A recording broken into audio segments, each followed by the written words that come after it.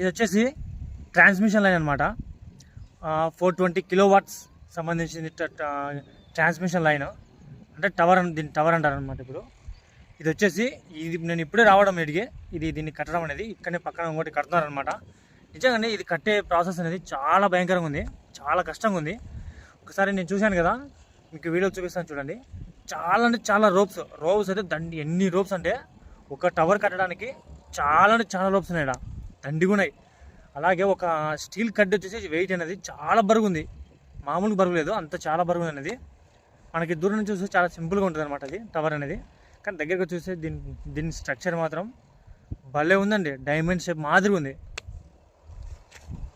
కడుతున్నప్పుడు చూపించాను కదా, అలాగే దీని కేబుల్స్ అనమాట, అది కరెంటు వైర్ అనేవి ఇంకా లాగలేదు, చాలా టైం పడుతుంది. ఓకే, మీకు కరెంటు వైర్లు లాగేది కూడా ఎలా ఉంటుందనేది చూపిస్తాను. లైక్ చేయండి, అలాగే సబ్స్క్రైబ్